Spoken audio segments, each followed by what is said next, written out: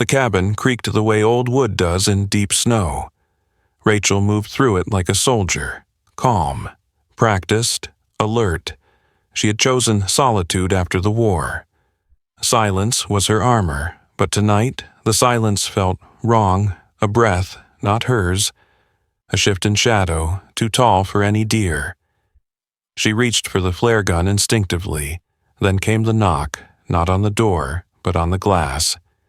And what she saw there wasn't a man, wasn't an animal, it was something else, something with sorrow in its eyes, something with blood on its hands, and a photo of a missing boy clutched to its chest.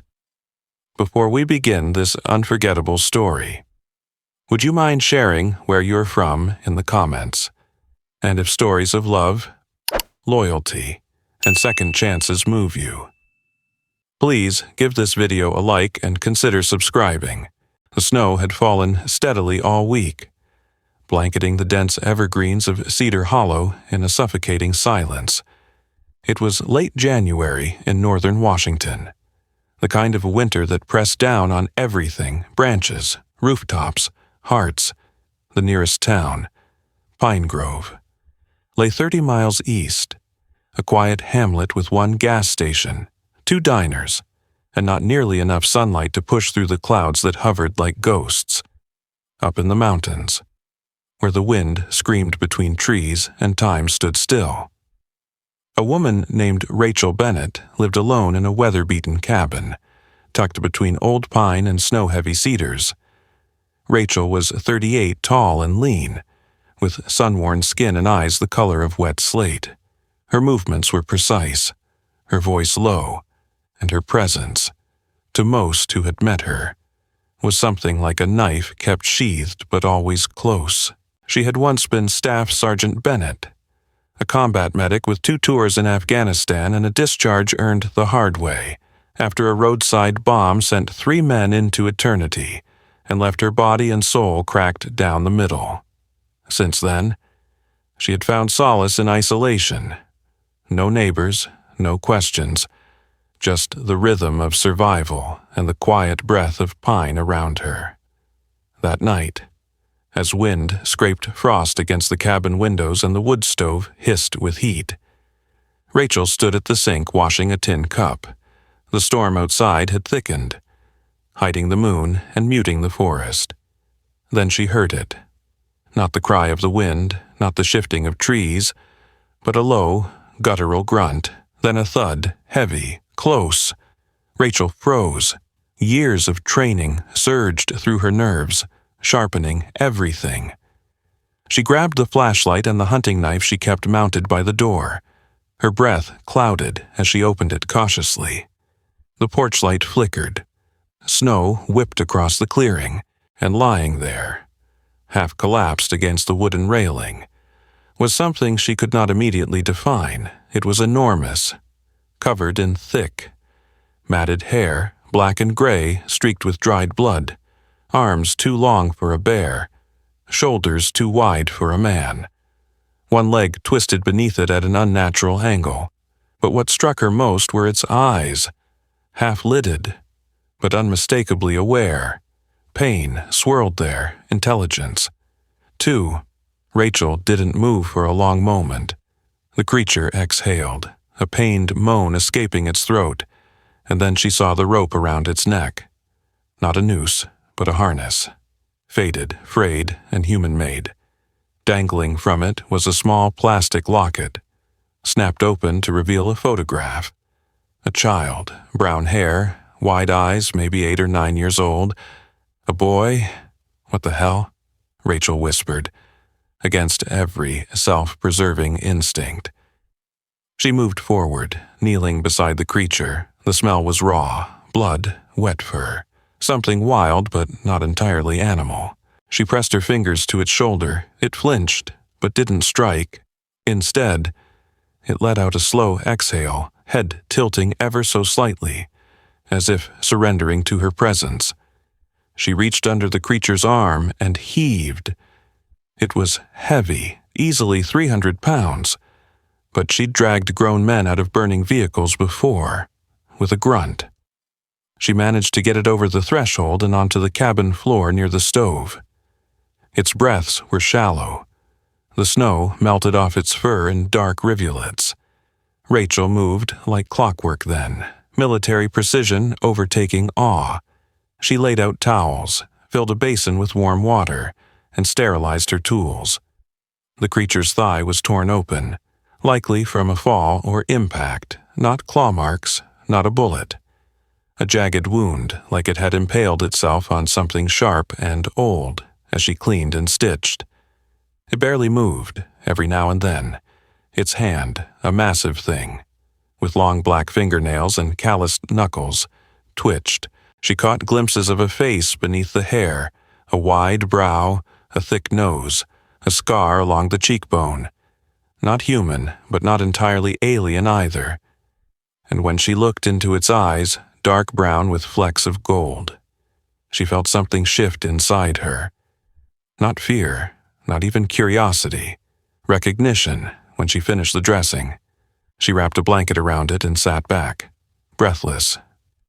"You shouldn't exist," she muttered. Outside. The storm howled louder, but inside the cabin. The silence was deep. The creature slept, or rested, she couldn't tell, but it was alive. She stared at the locket again, a photo of a child, creased and weathered by time. Someone had cared enough to clip this onto the creature's harness. Someone had trusted it. Meanwhile, in Pine Grove. Lena Myers stood at the bulletin board outside the sheriff's office, her fingers trembling as she repinned the missing child poster that the wind had tugged loose. Lena was 34 petite, with a softness that used to be warmth but had since become exhaustion. Her brown hair was tied in a bun that had frayed hours ago, and her hands bore the dry cracks of winter and grief. A second-grade teacher at Pine Grove Elementary. She had once been known for her laughter, for how she baked cookies for every parent-teacher night. That had changed a week ago when her son, Eli Myers, disappeared during a school nature hike into the lower woods. He'd been missing for 7 days. The sheriff had called off the search yesterday, but Lena hadn't stopped. Every morning, every night, she posted flyers, checked in with rangers, called hospitals that didn't have his name. She hadn't slept. She couldn't, somewhere in the woods. Her boy was still out there. She felt it the way some mothers feel a fever before it starts. Her hope hadn't died. It had simply hardened. As the snow began falling again, Lena wrapped her scarf tighter and looked toward the hills, toward the endless trees. "Please, Eli," she whispered, "come back to me, back in Cedar Hollow." Rachel dozed beside the stove, a blanket over her shoulders, the flashlight beside her hand. The creature shifted once during the night, letting out a low, rumbling moan that sounded like a name or a plea, but not in any language she knew. When dawn came, Rachel checked on it again. The dressing held, the fever was low, and the locket still gleamed faintly in the morning light. A mystery etched in snow and blood. She didn't know its name. She didn't know what it was, but something deep within her had already decided. She would protect it. The morning in Cedar Hollow broke in shades of dull gray, snow still thick along the ridgeline, clinging to pine boughs like frozen breath. Rachel Bennett stirred from her armchair, the fire in the wood stove reduced to soft coals, casting a dim red hue across the cabin's wooden walls. The scent of pine resin and old smoke filled the room. Her muscles ached from sleeping in half-alert posture, her body forever wired to wake at the faintest sound. And then she heard it again. A soft shift. Wood creaking. She turned. The creature was awake. It no longer lay limp on the floor as it had the night before. It sat now, hunched but upright, leaning slightly against the wall near the hearth. Its breathing was steadier, thick. Matted fur still clung with snowmelt.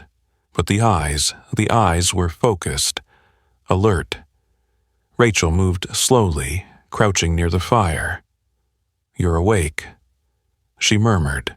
The creature blinked, slow and deliberate. It didn't speak, but then it did something unexpected.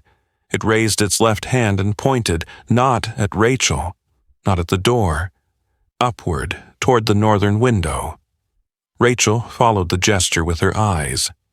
Outside, behind a pane of ice and fogged glass, the ridgeline rose into a sharp spine of forested slope, the north face of Cedar Hollow, leading toward a set of crags known locally as Wolfjaw Ridge. Few ventured there in winter. The creature pointed again. Then it tapped its chest, then pointed once more. "You want to go up there," Rachel said slowly. It wasn't a question. Why, the creature said nothing. But its eyes, gold-flecked, impossibly deep, held something that wasn't wild instinct, urgency, meaning. Then it reached toward the floor where the broken locket lay. It touched it gently. The image of the child gleamed faintly. Rachel's chest tightened. "You're not lost," she said. "You're searching." The creature's gaze didn't waver. Rachel stood and walked to the table. She pulled out her worn trail map and unrolled it beside the wood stove, her fingers tracing terrain and ridgelines. "That's 5 miles of snow and wind. Not even I go up there in winter." The creature shifted its weight. Its leg was still weak, the bandages stained but holding. It made no move to rise, but again, it lifted its hand to point. This time, not just at the ridge, but beyond it, past the visible line, somewhere deeper. "You want me to go," Rachel said. It lowered its arm. A slow blink confirmed it. Rachel hesitated, her breath caught. Something deep in her bones, some dormant instinct, told her this wasn't about wilderness or instinct. It was a mission, and this creature, whatever it was desperate for her help. She dressed quickly. Thermals, fleece, boots, no weapons, just a flare gun and a med kit. She stepped out into the brittle morning cold, her breath instantly a cloud. The trail was buried beneath fresh snow, but Rachel moved with trained precision, cutting northward through the woods, each step deliberate. The deeper she went, the more the silence pressed in, until only the crunch of her boots remained. It was nearly an hour later when she reached the ridge basin. A narrow pass opened between 2 stone outcroppings, kissing cliffs. Locals called them, beyond them. The terrain dropped into a steep gully of shadow and fir. Rachel paused. There, beneath a canopy of ice-laden branches, a faint rust-brown smear marred the snow. She knelt, blood, small streaks, spattered, but definite. Not animal blood, no fur, no dragging prints, no signs of a kill, just small, child-sized drops. A chill far colder than the wind ran down Rachel's spine. She followed the blood trail for 20 yards before it faded, and then she found it, a torn strip of nylon fabric, blue and yellow, child-sized, a backpack or jacket. She stood in the stillness, heart pounding. This wasn't random. The creature hadn't wandered into her cabin by accident. It had come. It had sought her. And now, Rachel understood why. This wasn't a beast fleeing from danger. It was trying to rescue someone across the other side of Cedar Hollow, farther east near Black Pine Trail. Dr. Clayton Ward crouched beside a pine tree, adjusting the angle of his motion sensor camera with gloved hands. Ward was a man of precision, early 50s, neatly groomed silver hair, thick-lensed glasses perched on a sharp nose, and a clean field jacket zipped to his chin. His eyes, cold and calculating, flicked between screens on his handheld receiver. The cameras had captured motion the night before. A blur, a shadow, large, upright, fast. He smiled. "You're out there." he said under his breath. Ward had spent the last 4 years chasing what he called anthropological anomalies. He had lost tenure, lost credibility, but none of that mattered. This creature, if captured, could reverse all of it. The scientific world would fall silent. The Nobel Committee would be forced to listen. He rose and turned to scan the tree line. Around him, dozens of camouflaged cameras blinked silently from their posts. Hidden eyes spread across miles of wilderness. No one knew, not the park rangers, not the sheriff, not the townspeople. He had moved quietly, efficiently, and now he was close. Bigfoot wasn't a myth. It was a prize. The air grew colder the higher Rachel climbed, her breath fogging in steady clouds. Snow crunched beneath her boots as she followed the trail down into the northern ravine. Wolfjaw Gulch, a narrow cleft in the ridgeline hidden by centuries of overgrowth and winter silence. Behind her, the forest groaned under the weight of snow, each tree bowing under the storm's heavy sigh. But Rachel was focused on the trail of blood, the torn nylon strap, and the memory of that pleading gesture from the creature back in her cabin. It wasn't trying to escape, it was trying to lead. The gulch opened suddenly into a small hollow framed by stone and ice. In the center, barely visible beneath the thick canopy of snow-laden branches, a figure lay unmoving. Rachel stopped, heart racing. A small body, curled beside a fallen pine. She rushed forward, slipping the last few feet on ice, then dropped to her knees. It was a boy, pale, trembling, curled around his stomach, lips blue. Rachel's breath caught. The photo. The boy in the locket. He was alive. "Hey," she whispered urgently. "Hey, can you hear me?" The boy's eyes fluttered open. Muddy hazel, dull with fatigue and cold. My name is Eli," he mumbled. His voice was paper-thin. Rachel stripped off her outer coat and wrapped it around him, checking for broken bones. "It's okay, Eli, I've got you now." His ankle was pinned beneath a slab of rock that had slid down from the ridge, wedging his leg painfully at an angle. Frostbite hadn't set in yet, but time was running out. "Did anyone else come here with you?" she asked. He blinked slowly, then nodded toward the trees. "He helped me. Big Harry. Brought berries, nuts. He made me stay here. Said help would come." Rachel froze. "He spoke to you?" Eli nodded weakly, not like people, but I understood. Rachel worked quickly, packing snow around the rock to give her leverage, then used a branch to pry it free. It shifted with a cracking sound, and Eli whimpered in pain but didn't cry out.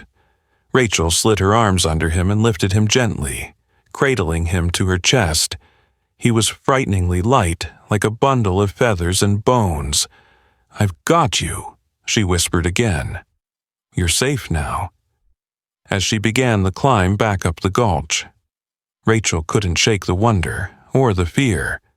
The creature hadn't just saved Eli, it had fed him, protected him, waited, and now it had found her, miles away, in the modest, snow-lined home on the edge of Pine Grove. Lena Myers sat in a cluttered living room, filled with empty coffee mugs and fading hope. The walls were adorned with Eli's drawings, dragons, forests, the occasional dog in a cape.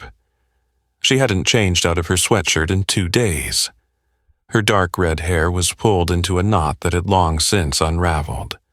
Her eyes, usually bright and expressive from years of teaching second grade, had grown distant, dull from waiting. The sheriff had given up. Volunteers had stopped calling.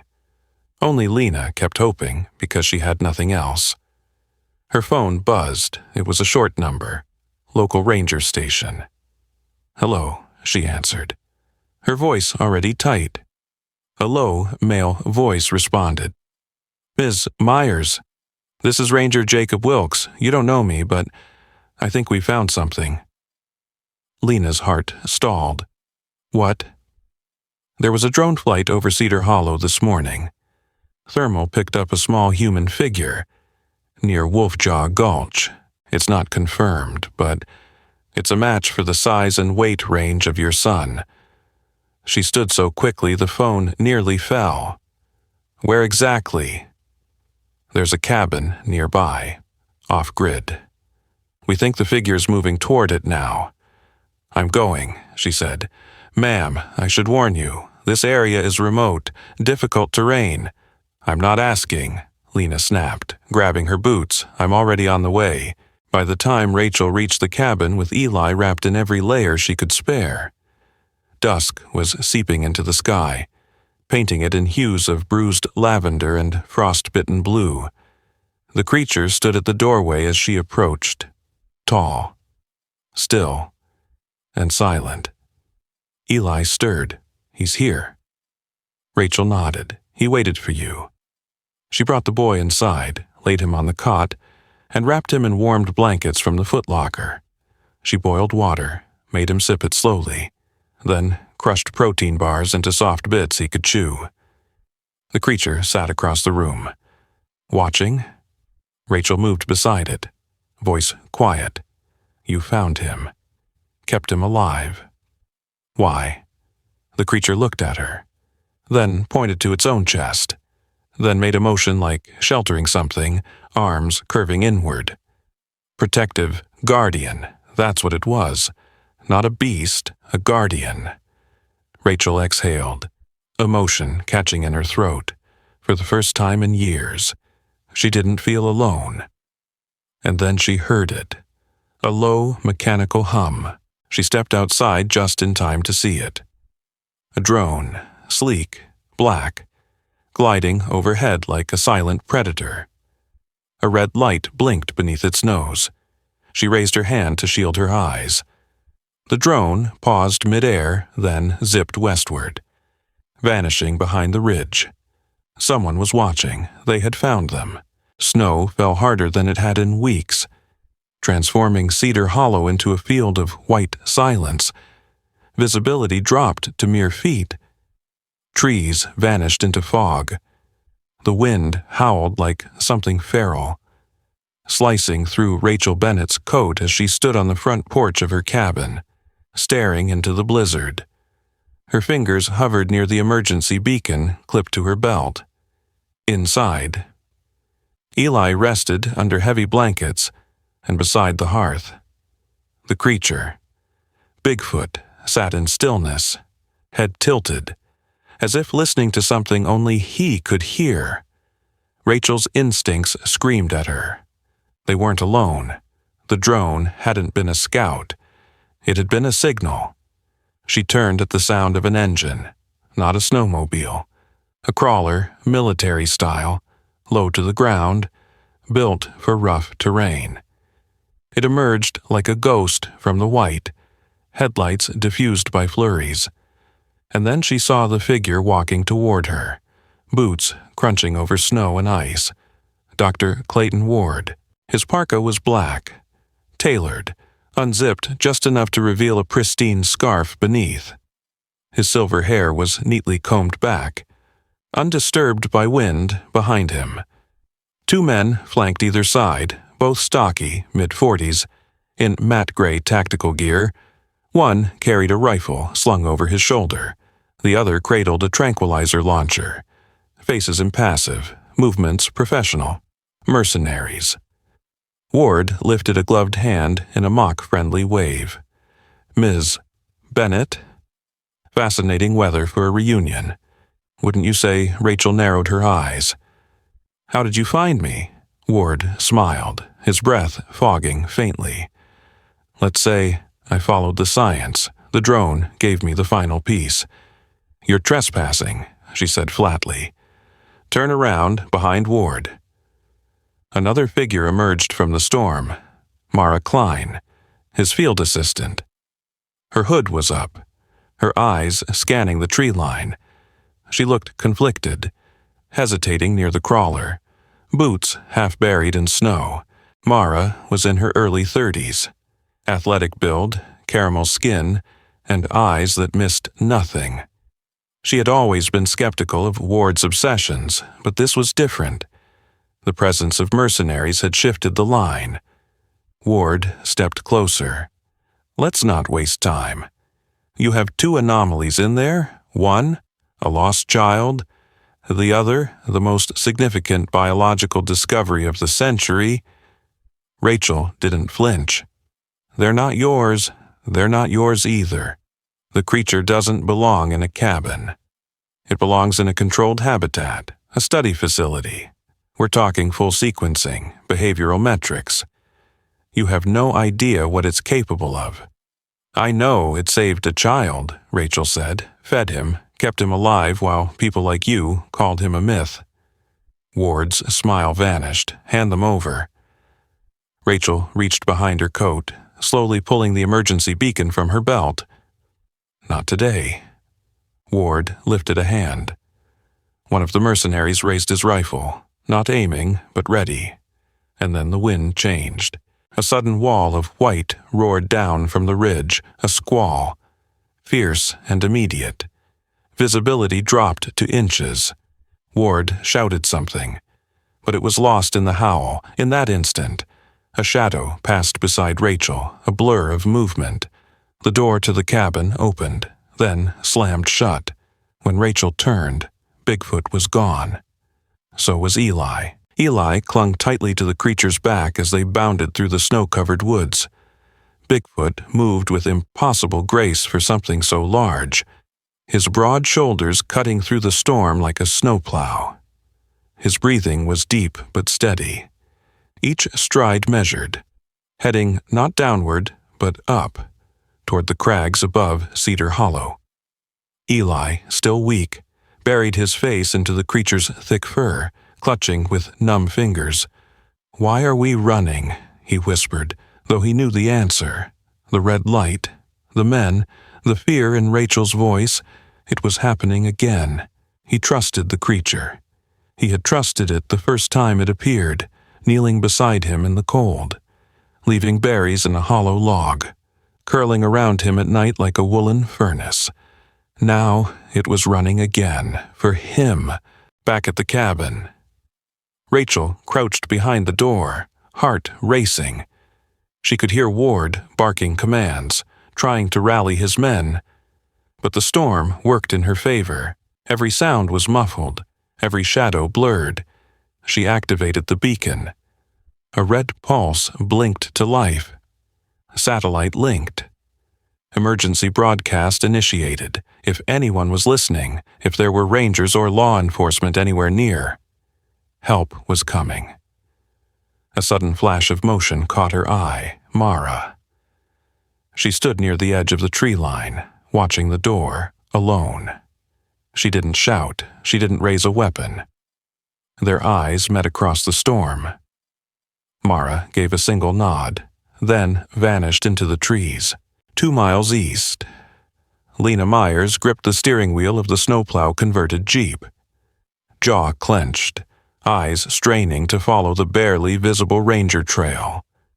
Her cheeks were raw from the cold, her hair wind-tangled, but she kept moving. The coordinates Ranger Wilkes gave her pointed toward a ridge above Cedar Hollow. Then, a blinking light through the storm. She slammed the brakes. The Ranger Jeep had already arrived.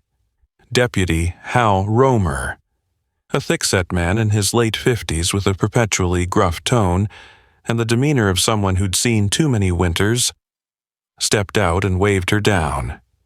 "You, Lena Myers?" He barked over the wind. She nodded breathlessly. "We picked up a distress beacon this way, at the summit of the ridge." Bigfoot slowed.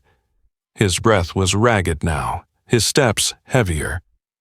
He gently set Eli down beneath an overhang, a wind-shielded alcove carved naturally into the mountainside.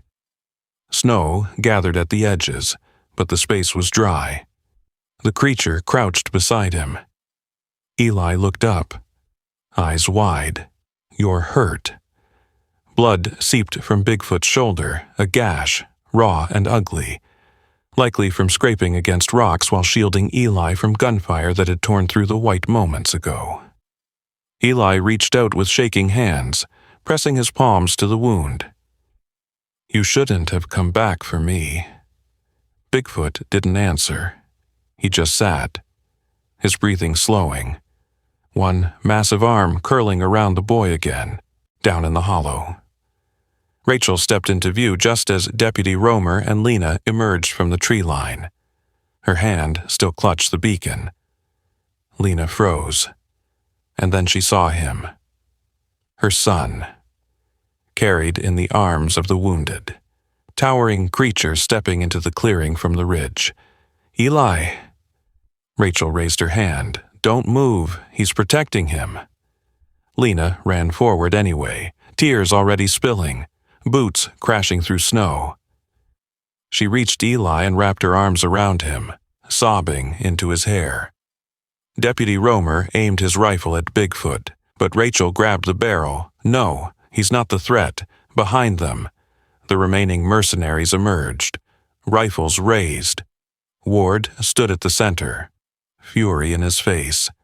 "Stand down," Deputy Romer shouted. "You're interfering with federal research."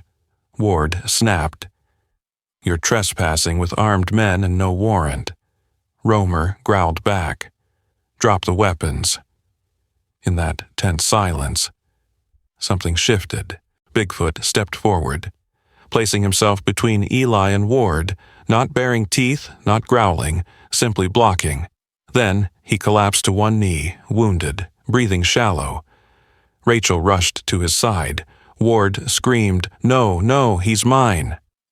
The mercenaries hesitated. Deputy Romer raised his badge. "Try it, and you'll all be doing 20 years. Mara stepped out from the trees, her face pale. "He's telling the truth. They were going to take the boy too. That was the final blow." Ward was cuffed. Bigfoot fell, face pressed to the snow, breath fading. Rachel dropped to her knees. "Stay with me," she whispered. Spring came slowly to Cedar Hollow, as if uncertain whether it was safe to return. The snow retreated in quiet waves, revealing the green bones of the earth beneath. Pines stretched toward the pale sun, and streams, once frozen, sang softly down the slopes again. The wind carried birdsong now, not warning, and for the first time in many seasons. Rachel Bennett opened her cabin windows and let the light in. Inside, the air was different, not just warmer, but gentler. Eli Myers sat by the stone hearth, sketching on a pad of paper with charcoal Rachel had found in the old woodbox. His cheeks were no longer hollow, his eyes no longer glassy. He was still quiet, but no longer silent. Next to him sat his mother, Lena, hair brushed, eyes clear. She watched her son with a mixture of wonder and disbelief, one hand always resting on his knee or shoulder, as if afraid he might disappear again. Lena had changed since the day she arrived at the cabin in a blizzard. Once always composed and cheerful in her classroom, she now carried a quiet depth behind her smile, a fierceness that came only from surviving the unthinkable. She wore her son's scarf like armor and thanked the forest every morning.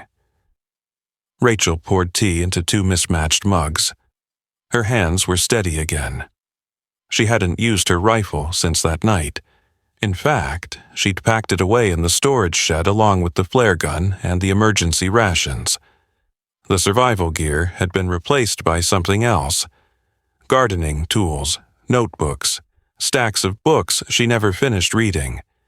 She was no longer hiding from the world, she was rejoining it, one step at a time. But not all stories end in celebration. Some end in stillness. Outside the cabin, not far from the eastern grove where the snow lingered longest, stood a small cairn made of river stones, stacked carefully and bound by branches and moss. A single wooden slab, carved with a soldier's hand, marked the place. It read only one word: Guardian. Bigfoot had not survived the night.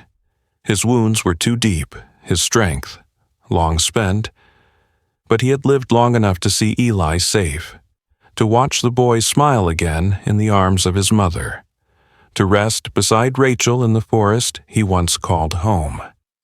They had buried him where the sun broke first in the morning, where the deer still came to drink, where the moss grew soft as velvet. Rachel had dug the grave with her own hands. Eli had laid the locket atop his chest. Lena had wept beside them, though she had never known him, not truly, but she knew what he'd done. Deputy Hal Romer had offered to report the creature to the authorities, but Rachel had quietly shaken her head. He doesn't belong in their records. He belongs here, and Romer, who had seen his share of cruelty and kindness both, nodded once and said nothing more. Mara Klein left town quietly. She gave Rachel a letter before departing.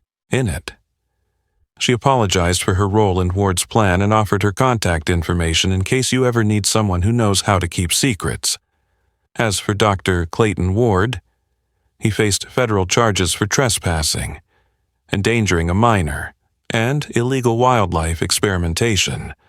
But that no longer mattered in Cedar Hollow. His name would never be spoken there again. One warm April morning, Rachel walked the ridge above the hollow with Eli and Lena by her side. The boy stopped where the snow had finally melted away, revealing the tracks he had drawn into the dirt days before. They were crude but clear, large, three-toed impressions pressed deep beside his own smaller footsteps. He traced them with his boot, then looked up. I called him something when I was with him. Rachel waited. Eli smiled. Guardian. That's what he was, Lena said softly, her arm around his shoulder. They stood there for a long while, watching the sun rise above the forest. Later that afternoon, Rachel hiked alone to the cairn. She brought no tools, no fire, just herself. She sat beside the grave, brushing a few pine needles from the wood. I don't know what you were, she whispered, but I know who you were. The forest answered only with the creak of branches and the distant call of a hawk. She closed her eyes. No more gunfire, no more screams, just breath, just earth, just peace. Back in town, they spoke of a miracle. They said the boy had survived alone in the woods for nearly 2 weeks, that some said he'd been protected by a bear. Others whispered it was a ghost. Some said angels. Rachel never corrected them. She had no proof, no photographs, only memories, and one carved stone in the woods. Spring turned to summer. Rachel joined Lena and Eli at the town center one Sunday. They volunteered to help rebuild the old ranger station, torn apart by wind and years of neglect. Eli wore a tool belt too big for him and made everyone smile. Lena brought sandwiches and sang softly while she worked. No one asked Rachel why she'd come down from the mountain. She looked lighter now, her posture looser, her eyes kinder. When a girl named Sarah Malloy, a tall, lanky teenager with an overbite and a love for animals, asked her what it was like living up there alone. Rachel only smiled and said, I wasn't alone, and Sarah, who had once rescued a fox cub from a ditch and nursed it back to health, understood that more than most. At dusk, Rachel often walked the path behind her cabin, the one that led to the clearing, then to the ridge.